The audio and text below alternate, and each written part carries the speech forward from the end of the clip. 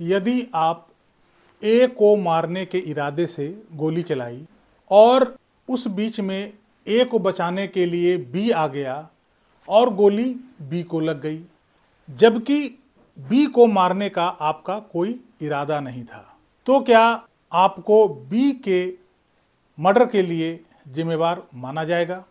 क्या आपको उसके लिए सजा दी जाएगी या आप निर्दोष माने जाएंगे? क्योंकि आपका इरादा तो बी को मारने का था नहीं, आपका इरादा ए को मारने का था, तो क्या आपके ऊपर मर्डर के चार्जेस नहीं लगेंगे या मर्डर के लिए आपको दोषी नहीं माना जाएगा?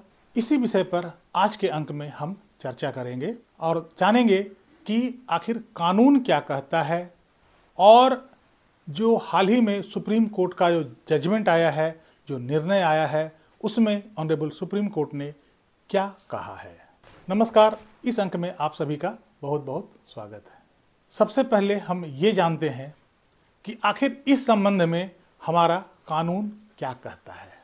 Doctrine of transfer of malice, Indian penal code की धारा 301 के अंतर्गत यह आता है, जिसमें यह कहा जाता है कि यदि मैं रामू को मारने के इरादे से गोली चलाता हूं या किसी हथियार का इस्तेमाल करता हूं या उस पर मैं अटैक करता हूं, लेकिन किसी भी वजह से मान लिया मेरा निशाना चूक जाए या मुझे पहचानने में गलती हो जाए, जैसे बाली और सुग्रीव में हो गया था, या उस बीच में कोई आ जाए और गलती से निशाना उस पर लग जाए या हथियार उस पर चल जाए, किसी भी वजह से रामू के बजाय किसी और व्यक्ति की हत्या हो जाती है, कोई और व्यक्ति मर जाता है, तो इस सिद्धांत के अंतर्गत, doctrine of transfer of malice के अंतर्गत मुझे वही सजा मिलेगी जो कि मुझे रामू को यदि मैं मारता तो सजा मिलती। मतलब साफ है कि मेरा इंटेंशन मारने का था, चाहे वो रामू हो या राजू हो या मोहन हो या कोई भी हो, लेकिन हमारा जो मैलाइस इंटेंशन था, जो हमारा इंटेंशन था मारने का था, लेकिन वो ट्रांसफ़र हो गया, किसी वजह से वो ट्रांसफ़र हो गया। हालांकि मेरा इंटेंशन और नॉलेज दोनों था रामू के विषय में, रामू को मारने के लिए।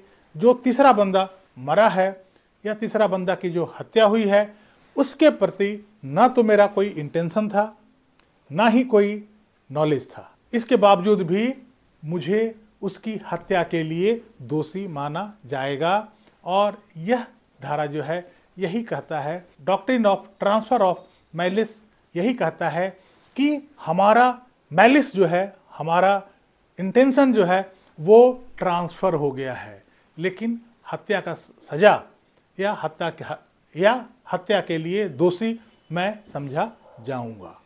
यहाँ पे यह डिफेंस नहीं लिया जा सकता है कि मेरा उस व्यक्ति का मारने का कोई इरादा नहीं था, बल्कि मेरा इरादा रामू को मारने का था और रामू मरा नहीं, वो जिंदा है।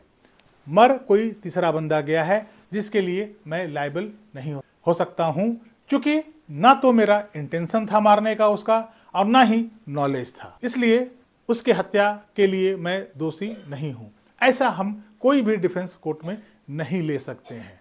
तो ये है doctrine of transfer of malice, मतलब कि आपका जो मैलिस था वो किसी और पर ट्रांसफ़र हो गया है। अब हम यहाँ एक केस की चर्चा करते हैं जिसकी सुनवाई अभी सुप्रीम कोर्ट में हुई और सुप्रीम कोर्ट ने उस पर एक बढ़िया निर्णय दिया है। दो व्यक्तियों के बीच में आपस में कोई झगड़ा था, कोई रंजिश थी। एक दिन एक व्यक्ति चाकू लेकर दूसरे व्यक्ति के घर जाता है और आपस में कुछ विवाद होता है और विवाद कुछ इतना बढ़ जाता है कि आरोपी व्यक्ति चाकू से दूसरे व्यक्ति पर वार कर देता है। लेकिन उसी बीच में उस व्यक्ति की जिस पर वार करता है उसकी पत्नी बीच में आ जाती है और उसकी पत्नी को ऐसा जगह चक्कू लग जाता है जिससे कि उसकी पत्नी का डेथ हो जाता है। इसके बाद एफआईआर रजिस्टर होता है, मामला संज्ञान में आता है और ट्रायल कोर्ट में मुकदमा चलता है। ट्रायल कोर्ट सरप्राइजिंगली उस व्यक्ति को, जो आरोपी है, उसको बरी कर देता है कि उसका इंटेंशन और नॉलेज उसको मारने का नहीं था। इसके बाद यह मामला अपील में हाई कोर्ट जाता है।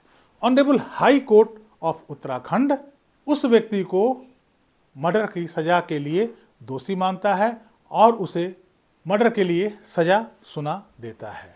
Honourable high court of Uttarakhand doctrine of transfer of malice का सिद्धांत का उपयोग करता है इसमें और कहता है क्योंकि आरोपी का इरादा मृतक के हस्बैंड को मारने का था, लेकिन उसकी पत्नी मृतक बीच में आ गई और चाकू उसे लग गया, जिसके कारण उसकी पत्नी की मृत्यु हो गई। तो ऐसी स्थिति में डॉक्ट्रिन ऑफ ट्रांसफर ऑफ मेलाइस के अंदर उस व्यक्ति को इस मृतक के लिए लायबल माना जाएगा और उसे मर्डर के लिए ही सजा दी जाएगी। इस आदेश के खिलाफ सुप्रीम कोर्ट में अपील फाइल होता है।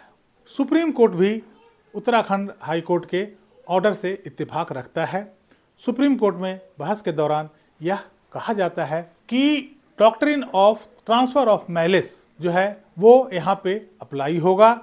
हालांकि जो आरोपी है उसका उसकी पत्नी को मारने का कोई इरादा नहीं था, ना ही यह नॉलेज था।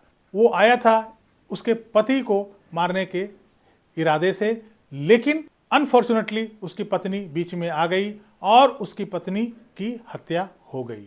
लेकिन इस सिद्धांत के तहत डॉक्ट्रिन ऑफ ट्रांसफर ऑफ मेलाइस के सिद्धांत के अंतर्गत आरोपी को इस हत्या के लिए जिम्मेवार माना जाएगा, यद्यपि कि उसको ना तो इसकी हत्या का नॉलेज था और ना ही इसकी हत्या का कोई इंटेंशन था।